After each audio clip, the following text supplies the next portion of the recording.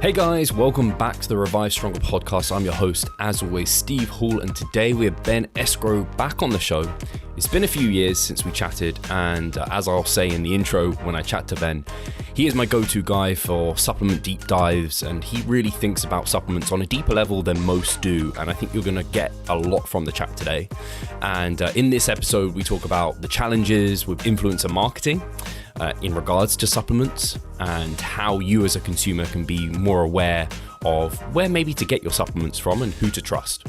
And as a reminder, guys, we have migrated the Improvement Season podcast. You'll notice if you are listening to this on your podcast provider that we no longer have the Improvement Season on this Revive Stronger podcast. We separated them for any confusion. For those of you who have no idea what the Improvement Season is, definitely go and search it on the podcast provider. You'll see me and Pascal chatting about our goals, what we're doing in our life, and just kind of digging into some subjects. And it's a little bit of a different take than these expert interviews. So if you want to go find that, that's where it is, and we'll be gladly having your ears over there too. But without further ado, let's get into the chat today. Hi guys, welcome back to the Revive Stronger podcast. I'm your host, as always, Steve Hall, and today I've Ben Esgro back on the show. I can't quite believe it's been about 3 years since we chat like this, because it never feels that long. It's been for the loyal listeners who check in regularly. I'll have said this a few times with some of the guests that just come on, where I'm like, how's it been 3 years? It was episode 168 and we're like on, 300 and something now. So if you don't know who Ben is, he is absolutely my go-to guy for any kind of supplement deep dives, because he just knows that area incredibly well. He has an MS in pharmacy, and it is the formulator for Elemental Formulations, who maybe some of the audience will be aware of because Omar, and he's big over on YouTube. So I'm sure many people are aware of him, and they should also be aware of yourself, Ben. And yeah, I just want to say thank you for taking the time to come on, and it'll be fun catching up and having a chat. Yeah, it's always a pleasure to know that somebody wanted to have me back. So I take that as as a great compliment, and it's crazy to me that it's been 3 years as well. But I hope that it's 3 years better informed, and we could provide value in the next hour or so we have here too. And actually, I should mention, I imagine a lot of the listeners listen to the Iron Culture podcast. So you have been on there relatively recently with Eric and Omar. So I kind of got my little bit of a dose of you over there. Yeah, for sure. Yeah, I hope that there's overlaps of audiences, and I like to always try to give something new and different whenever we talk about supplements, because I think the reality of supplements is there's such a diverse space, and there's so many areas you could kind of dive into. So I don't doubt that we can provide some different and valuable information. And I think a lot of times it's just how you think and approach it and sort of analyze what you're literally putting your hard-earned money into and investing into and ingesting. Yeah. So I really, maybe I'm definitely biased, but I think there's never too much that you can talk about them, because I think that the most disappointing thing for me in the space is when you see people going towards things that actually further cement the biggest criticisms of the area, which is like, oh, it's all marketing, it's all lies, it's all bogus. That stuff disappoints me as someone who's been in this for over a decade and who first started getting in and buying into that stuff. So it's almost like, and I've said this before, it's almost like I'm trying to protect my younger self whenever I get the opportunity to talk about them, because that certainly is one side of the industry, but it's not the only side of the industry. Yeah, I think that's really well said, because I think when you first go about, at least this was me, going into the kind of realm of supplements, it was all kind of like very exciting. I'd try everything, and then like slowly realize it's not all doing that much.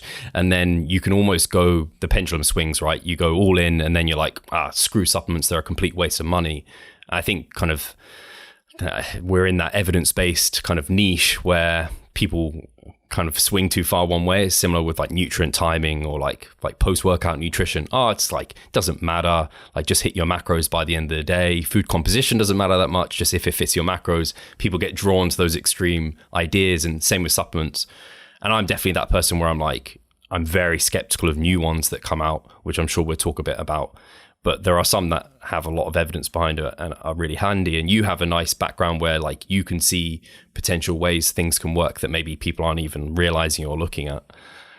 Yeah, I think that's the irony is I think what unites all of us in fitness is that you're sort of searching for that holy grail, and which holy grail you focus upon depends upon where you are in your journey. And in the beginning, I think it starts with training, and then I think it's ironic because it really is this elliptical path that you don't even realize you're kind of going backward in the times that you're going backward. Like, I think the long-term trend line is linear. You learn more, you tend to get better. Learning probably outpaces physical progress because we know it's very slow and can be very arduous in fitness. On either side, honestly, whether it's the tested or untested side, progress is slower than I think either side ever wants. But I think initially you get in, you start training, you love training, you see rapid progress, and you want that rapid progress to continue at that pace forever. So then you start getting into these like splitting hairs of stuff, like, oh, it must be the nutrition that's off, and that needs to be perfected, and I need the perfect nutrition plan to make progress. To like, that's why I've plateaued, and now progress will continue again at the pace that it was before when I perfect my nutrition. And then maybe you go back to the training thing. And then at a very early point in that, because supplements drive so much of the industry and the finance, and I think the psychology of fitness, that supplements are very early introduced, and you think, oh, this is going to be the secret to unlocking that pace of progress again. And it's funny, I'm someone who respects the necessity of marketing and driving a business, but honestly, I hate marketing because so much of marketing is based on lies and it's based on telling people what they want to hear, not what they probably need to hear. And so again, I can respect the power of marketing, but I think when you let marketing take too big of the picture, or you allow it to, uh, what's the word I'm looking for, sort of tempt you or seduce you is probably the word I'm looking for Yeah. there, then it can be very dangerous, and it can lead you down these roads to where you get to what I consider an extreme endpoint of looking at things, which is all of this is a lie. None of this is useful. None of this is, some people will quit. You get to that point where you see people in fitness, they're all in for a year or two, and then they disappear. And I think for me, it was a choice. This is my long-winded way of getting to my original point. Um, for me, it was always let me dive deeper for answers, because I think initially for me in that process, which the whole process I described is true for me as well. But I always just I dug deeper for answers, because you will find things that work a little bit, that make you say, okay, all of this isn't bullshit or hype.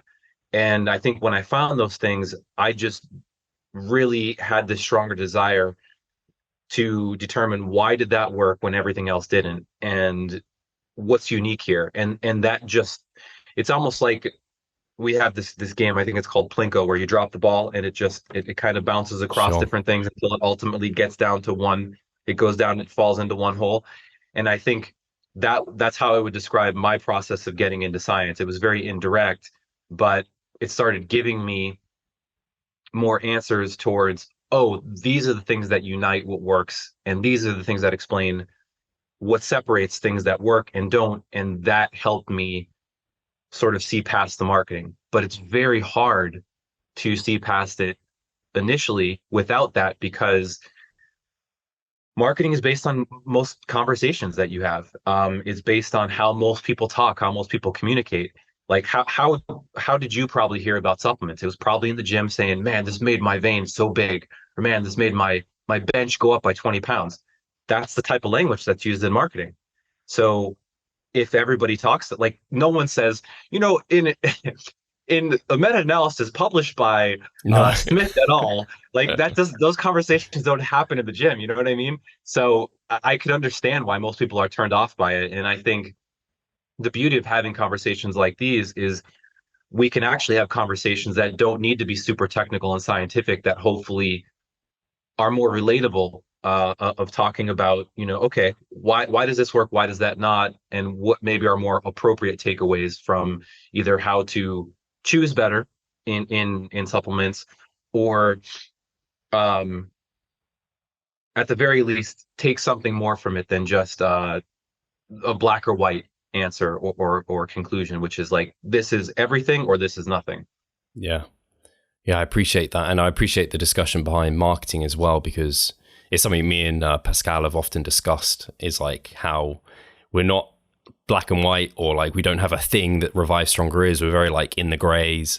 And I think that harms us. And we also don't like selling because of the way you typically sell. And this is actually a question I had, was surrounding influencer marketing, because that's exploded, like Instagram influencer marketing for like any business, small businesses, large ones. Like if you can get an influencer that people follow, like, and trust, and they're now promoting your product, maybe a supplement, like that's big. And I think, again, like, I don't know if you've seen this as well, like naturals, and I've definitely been there, where naturals will look for every single supplements they can possibly take that mimic maybe steroids, but they don't want to take steroids. Ironic, yeah. It's kind of, yeah, it's ironic. But like if you've got a guy who is on, you don't know what he maybe is on, but he's promoting this supplement, and you're this natural guy, you're like, oh wow, maybe that's what led to that. I don't know if you've got any thoughts on influencer marketing and how that could like be a positive or negative. Yeah, I have a lot of thoughts on it. I guess if I'm to try to consolidate them best I can, I think first is, it's a great it's a great sort of metaphor for social media, the like just influencer marketing itself, because I think there's this perception that as soon as you get the whale influencer, to use the term that app developers use, it's like they want a wealthy whale to kind of back an app, and that makes it, crush it, and that's how you get ahead on all the other apps. Or you get a whale who buys and gets addicted to your app, and that person drives all of the finances for your app moving forward. I think a lot of people tend to see influencer marketing that way when they have a business, is like, that is the model that needs to be used because it's the one that most people seem to be using, and that's going to be the path towards success. And to be honest, from my perspective, it's been a bit underwhelming. I think, yes, does it make a difference? Absolutely. Like if you have none, then your presence suffers. But I also think that people overestimate the value of conversion of a segment, because you could have 200, 300,000 followers, but it depends what they're following you for. And, yeah, that's true. Maybe if 1% converts, that's significant. But there's a very big difference in the size of the company where they can justify that versus, let's say a multi-million dollar or billion-dollar supplement company. They'll just use the scorched earth policy, and they'll see everybody who's above X number of influencers and say, okay, we can gain market presence from this. It's worth it to pay this individual $5,000 a month or something, or whatever. I'm just throwing numbers out there. And that may work for them because they will see the value in that, because it gets more eyes on their product, even if that person converts 1%. And they might be willing for it to be a break-even thing. But on the level that, admittedly, we are, and I always have been in de novo prior and elemental now, or the level I think, most probably people on the podcast are, it's a different game to play, because you can't necessarily afford to keep up with that model where you're paying out whatever the referral amount is of the people bring business in. But break even might not be as appealing for us, because we can only do it with X amount of people. And if you rely too much on one person, it's a very small segment of that person's audience. Do you know what I'm saying? Unless it's like Kim Kardashian or something, where 1% of her 30 million, whatever it is, maybe that is worth it. But I do think at some point, I look at trends and patterns over time, and I think with in every market and every industry, things survive and last. And it's like everybody tries to jump in on that bandwagon because it seems to go viral, which is kind of a very appropriate analogy for everything internet that we're talking about. And then it reaches a saturation point where everybody tries to do it. And and actually it's a great analogy for progress in the gym as well, is like diminishing returns. Like you have diminishing returns as well. And I think that's happening with influencer marketing, is I think a lot of the audiences are getting turned off because it's pervasive, whereas like these networks started as, to some degree, a way to connect with people, and now it's just become just an advertisement for everybody's everything. As soon as somebody gets insta famous, they become a coach, they become an affiliate for as many products as they can. I get it, there's tons of incentivization, but I think the drawback is that the audience starts to get colder and colder because they're just being constantly pitched. Like, how many people do you know, other than maybe the exception, with the exception being the Super Bowl, where people are like, "Oh man, I can't wait to see these commercials between this episode of the show I love." And that's kind of what social media has become to a degree, I think. Yeah, I definitely see that. I was trying to think back to like, where was my first exposure to like influencer marketing, and maybe it was someone like Matt Ogus with Gymshark or something, and like it kind of spawned from there. But I know what you mean, where like some of these influencers you follow online, like every post, every story is them trying to sell something else because that's how they make their living. And exactly. So you can understand it from their perspective because they're heavily incentivized for that. But at some point, if that's all your content has become, when originally it was, you built an organic following for the value you provided, there's not as much value in an ad. Even if you're saying, I'm just sharing this because I like this product and I think it works and it helps me in the gym, oftentimes that's not how people built their audience, unless you just had a review page, right? Yeah. And I think it's also tough for companies like yourself, where, again, you don't like marketing, you're not selling bullshit. And so the people that you're going to get to help maybe be influencers for you and to sell it, they're also not that type of person either. So they're like, they're concerned. They don't try and bullshit their audience either. And that's why they've got that audience. And that works. But also I can see how that, like, it's almost like, if you're going to go into the supplements, you almost need to be a bit of a, like, to do well, it's tough. Yeah, marketing's a necessary evil, and it's a very difficult line to walk. I mean, I'll be the first to admit that I've struggled as well to walk that line, because you need some to keep up. If you just say no, I'm not going to participate at all, you definitely will suffer. Because, like I talked about when we kind of opened the call, is if you don't sort of sugar the pill, so to speak, at all, you won't really drive people towards trying something new that may be beneficial and work. And so to me, the way I look at the problem, the way I frame it, is if you have to do that to some degree, but know you're bringing people towards something better than everything else, I guess I can live with that more than just this empty promise where you're selling, like, we have these gummies in America that are apple cider vinegar gummies, and they're promoted for everything, like panacea. And you know immediately what the strategy of that company is like, make a very low cost product and just market the shit out of it. Make sure you have high margins so you can afford the marketing, and just go down the hard volume route. And unfortunately, that explains a lot of the supplement industry too. I think I actually see coaching's actually not too dissimilar in that, because there's a lot of online coaches who will like oversell what they're providing and things like this. And it's this, like, we feel uncomfortable often marketing ourselves, and like we don't like to exaggerate the results we're going to get with people, because it's just like you're lying essentially, or you're being overzealous. But at the same time, it's like you mentioned, I feel really confident in what we provide is better than 90% of what's out there. So we shouldn't feel bad about ever kind of marketing and pushing ourselves there. So it's, like you said, it's a balance. It's a crazy time to be alive and in business, and especially in a self-employed business. because it is so, not that I think it was necessarily the fundamentals were any different before. I just think that the media was different. Like, it was print media a lot more before versus internet.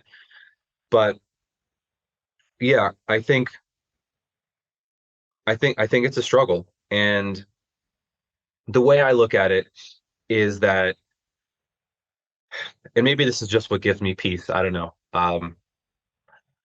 I I genuinely do believe that when you look at just life in general, sort of you zoom out and you look at the perspective, specialization is a fact of professional life.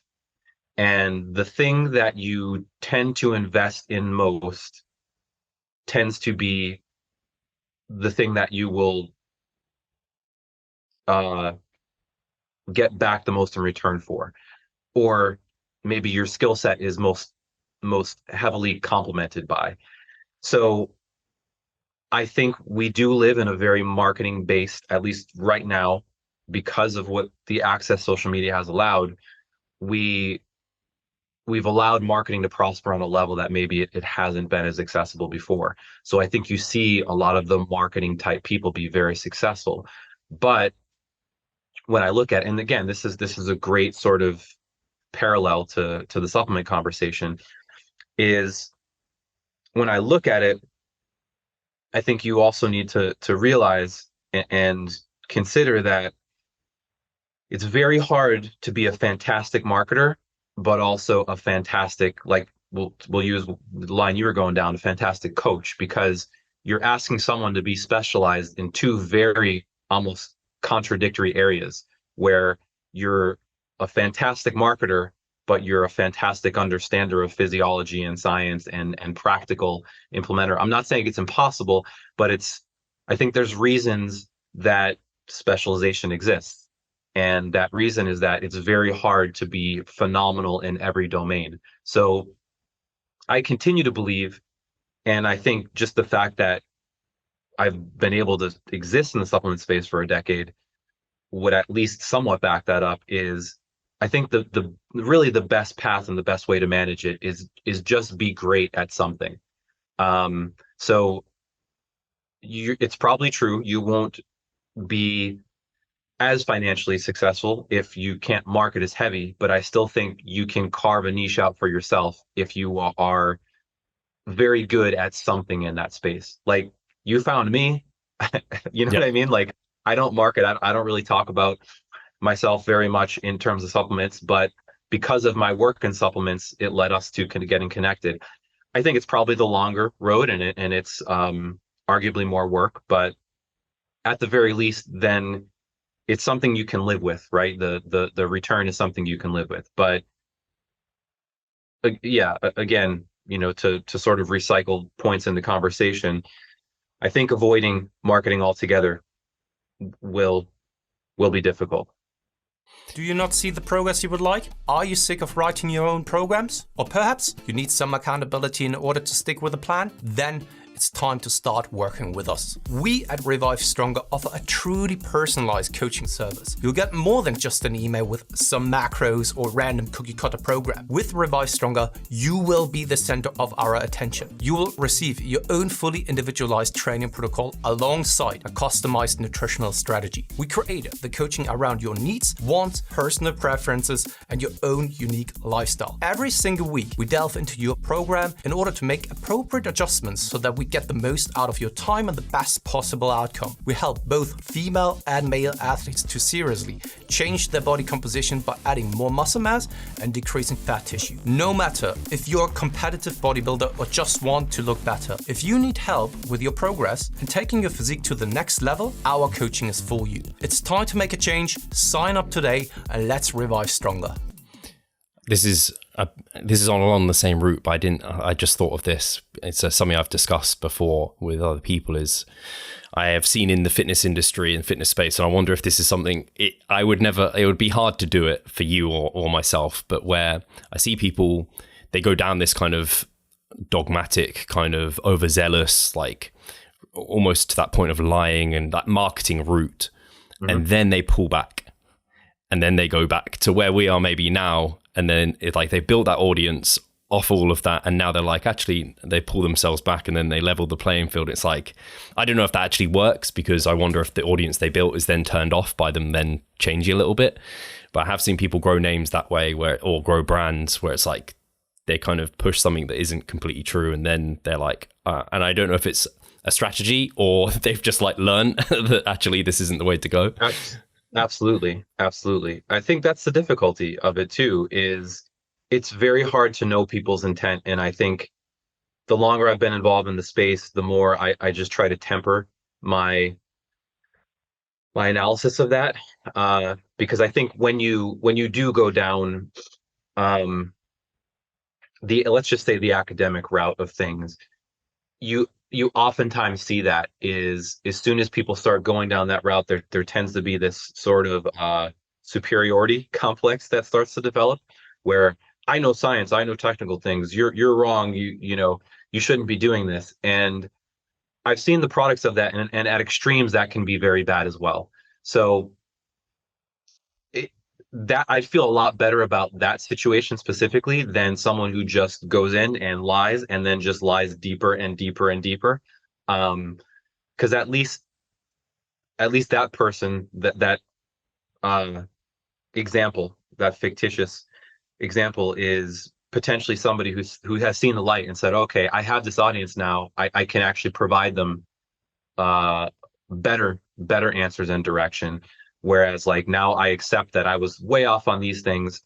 I think that's a lot healthier of an influencer, let's say, than one who just knows that they can convert out max if they keep selling out.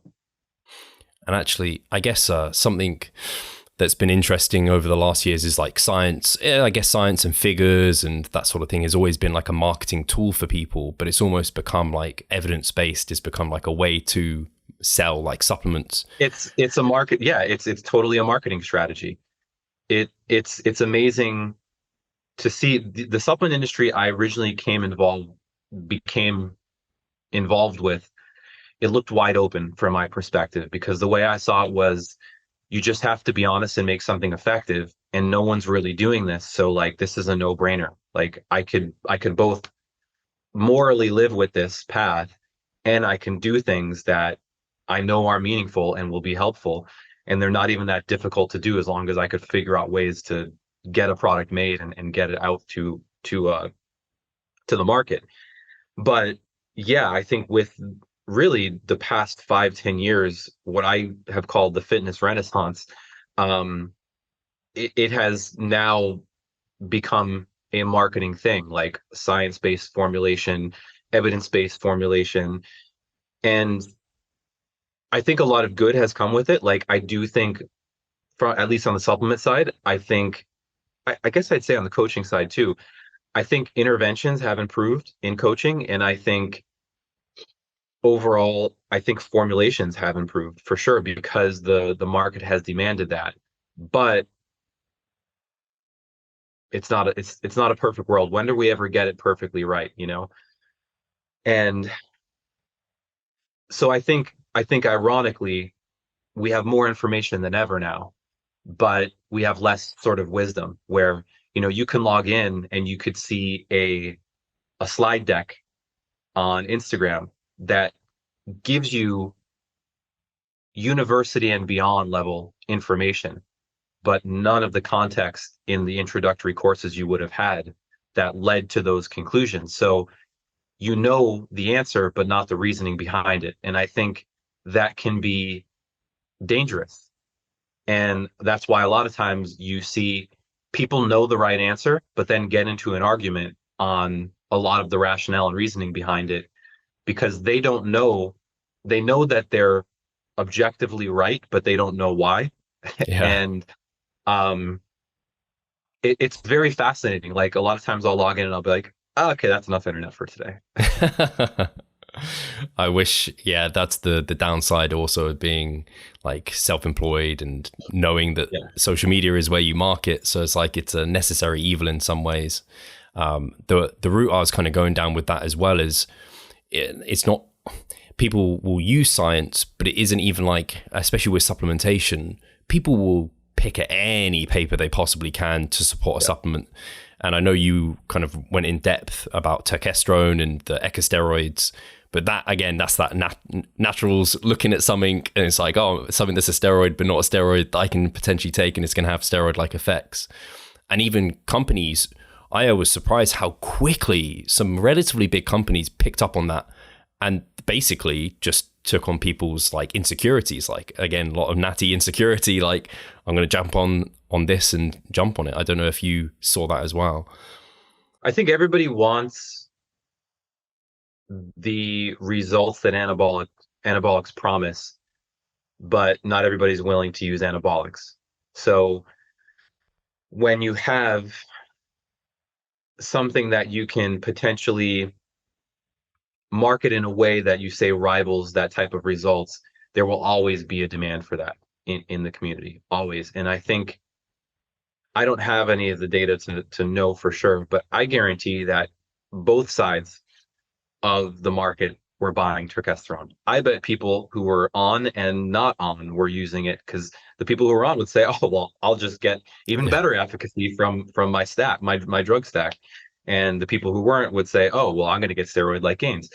So yeah, that demand always exists. And I think you see that in every facet, because when I look at the supplement industry, I really sort of compartmentalize each category, where I think in muscle builders, people want the next creatine because creatine has been the standard.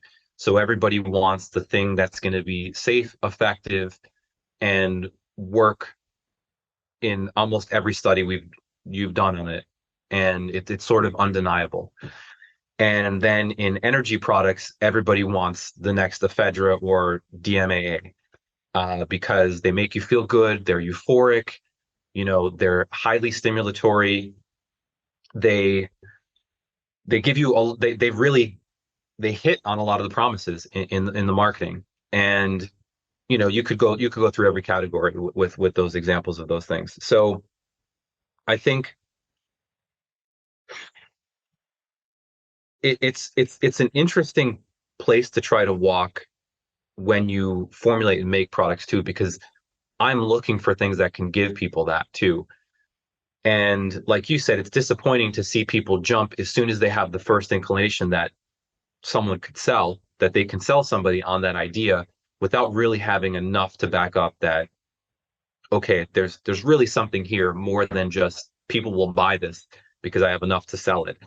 And I think another great example was during COVID, when you saw a lot of companies really capitalize on immune support and immunity. And I'm seeing it even on like protein RTDs now, like immune support is like in bold. And then they say like with micronutrients for immune function. So you saw people selling zinc supplements and everything in this like guise that it's going to help you avoid COVID or something. And to really bring that back to what our kind of main point of conversation was intended to be, is I do think that's telling. Like when you're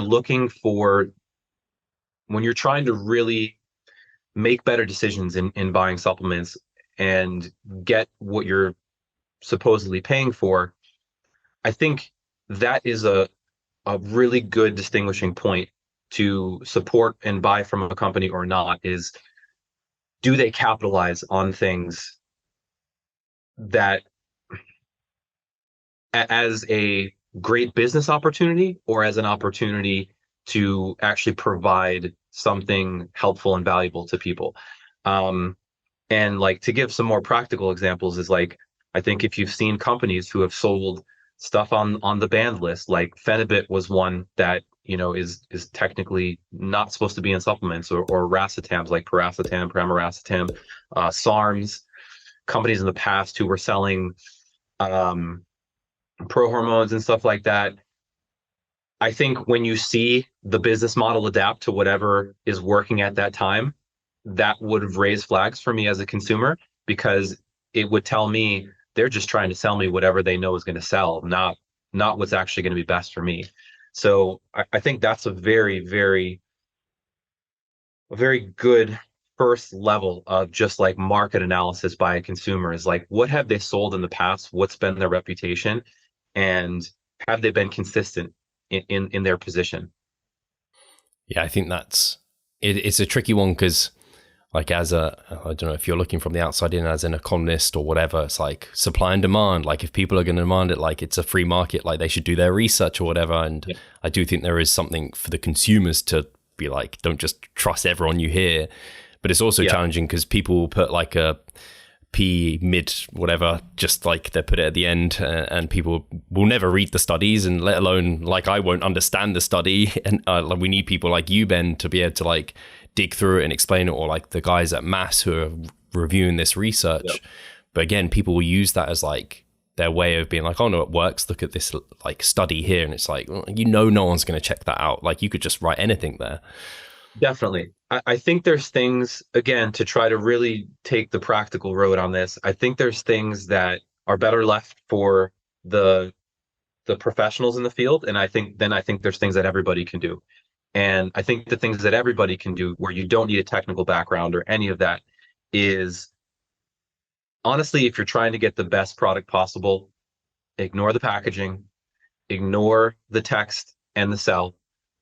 In terms of like when you read the website and the website write-up, ignore that.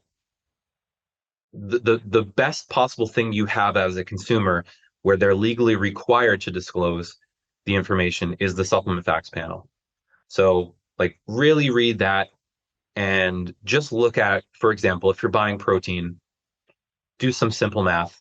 Look at the serving size, look at how much percent of it is actually protein. That's a very simple one. Yeah, you got to flavor things to make them taste good and stuff. But if someone's saying we sell the purest, most effective, best protein, and it's like 60% protein by weight, it's a lie. So you could immediately ignore all the text and everything that company tells you just by looking at the supplement facts panel and seeing in there, okay, does this back up what maybe those words or marketing says? I think another one is if you're diehard for wanting to absolutely ensure that something is backed up by more layers of protection, using products with licensed ingredients will add a layer of protection for you. For example, a product that sells Creapure, that's definitely going to be creatine monohydrate. We don't really have an issue with fake creatine monohydrate being sold. In the past, we had the protein spiking sort of what's the word I'm looking for? Was it amino spiking or whatever it was? Yeah. Controversy is what we had, the protein spike controversy, which has gotten better over time, to my understanding, to my knowledge. I don't see as many companies doing it. So yeah, I mean, licensed will protect you from that to a degree, but you're going to pay more for it. So if you're on a budget, then you probably won't go for the licensed stuff. But if you're saying, I want the best supplements no matter the cost, I'd probably err on the side of licensed everything. I think in that same vein, stuff that does additional testing is going to give you that layer of protection. So there are consumer protective based companies out there that really just function as a watchdog of the industry, that are independent. One of those is USP. USP is sort of like the highest standard. They have strict guidelines for both pharmaceuticals and supplements. You won't see a lot of supplements with USP verification. Usually it's just vitamins and minerals. Those are also easier to verify because it's usually single ingredient. That's another big rabbit hole we can go down if you want to, of why single ingredient products are easier to promise their potency than a multi-ingredient, blend. So USP is very good if you're buying just individual nutrients, vitamins, minerals, amino acids. There's Consumer Lab is a really good watchdog. They just pull stuff off the shelves and test, and then they print reports of whether these things tested out or not, and they do it on like really all the big popular supplements like creatine, fish oil, CLA, they won't really get into the nuance of stuff like turkesterone or, those, I'd say, very niche categories of stuff. NSF is one that does Safe for Sport. There's now more competitors for that. So, if you're a drug tested athlete and you really want to ensure protection, there's NSF, there's BSCG. I mean, any of those that just of those seals or that those extra testings, I think that just shows that the company is making an effort to go above what the expectation is. Because the reality is you don't have to do those things. You don't have to test. You really just have to prove that it's not contaminated. So you need to do a microbiological. That's a requirement by the FDA. And you need a certificate of analysis, which can definitely be fabricated. That says, it's just a printout of a paper that says this tested out and this is the identity of what it says to be. But a lot of those documents come from China, and there has been issues before, especially not so much on the human nutrition side, but on the animal. Like, they were putting melamine in animal food products, and people's pets died. Melamine is like Wow. a very nitrogenous compound that's toxic. So when you test it out for protein content, crude protein, it tests out as very high in nitrogen, but it's actually not protein. It's Damn. it's poison. So yeah, I think those are the things you can really pull from the label: is the supplement facts panel, look at the ingredients, and then just check for additional certifications. But I think the problem is marketing. Like, when you go into a Walmart, they make it so confusing for the consumer because they'll have all their own seals that they made up. Like, they just rendered in a graphics program that's like, it looks like a seal of drug tested, and it's just the company's version of a seal that isn't this independent third party thing. Man, it's like I walk through and I'm like, oh my God, they just make it harder and harder to really educate. And yeah, a lot of it's built on confusing people. And unfortunately, I think the consumer is 9 times out of 10, if you're seeing, I don't know, you're going for a certain product, if it's to you, it's the same product, so you're just going to go for the cheaper one. And most people, I think, just trust that it is what it is. Like, you expect to buy what you expect to buy. But I think a lot of people are unaware how poorly, like you said, it's regulated in that regard. So I would say that I think you bring up a really good point. I would say if you're not price shopping, go with licensed, especially if it's botanical, because botanical ensures a level of standardization. Standardization just means that there's a certain amount of whatever active ingredient in that herb. Let's say it's like ginseng. Ginsenosides are the active in that. It will guarantee that if it's licensed, that they test it out and make sure that every batch they produce is at least X percent active ingredient. So licensing does give you especially a layer for botanicals, a layer of protection. Less so with raw material single ingredients like creatine or beta alanine, because the generics usually are still 100% that. But like I said, if you're not price shopping, it's just the safest option, go licensed. If you are price shopping, you can still buy the generic, but just make sure you have a second level of guarantee that it's in there. That means that it's been tested by the company, that they do third-party testing for potency, or that it's been tested like some of those that I've talked about. I know Labdoor for a while was a popular one. Check Consumer Lab. These all have databases of products that have been tested off the shelves, or just, this is the simplest one. And I think this is something everybody can do. It just takes more effort. Reach out to the company, ask them before you buy their product. Ask them to produce some lab work that shows that their product has what they're saying in it. You would be shocked the response you get, or like the route that they'll go down, their customer service will go down to try to avoid actually producing that work for you. So I think if you're really worried about getting, which you should be, really worried about getting good products and getting stuff that's legitimate, is just reach out to the company before you purchase and see the response you get. And I think a lot of people would be shocked.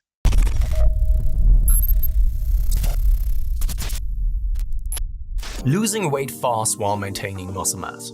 Sounds too good to be true, doesn't it? It isn't though. It's reality and we know how to do it. And we will help you achieve this. The Minicut Movement is an 8-week fat loss program to make you lose a huge chunk of fat while maintaining muscle mass at the same time. We will support you from the beginning to the end so that you see the results you would like to and come out of it much stronger. You'll receive a fully automated spreadsheet that is based on your nutritional needs. You can choose between 6 different male and female training templates. Over 30 videos will guide you through each and every single step of the Minicut so that you're getting the most out of your journey and that you always know what to do. But the best thing is that you can start whenever you want. The Minicut Movement is open 24/7. So if you want to learn more or you're ready to sign up, hit the link in the description below. So let's revive stronger together.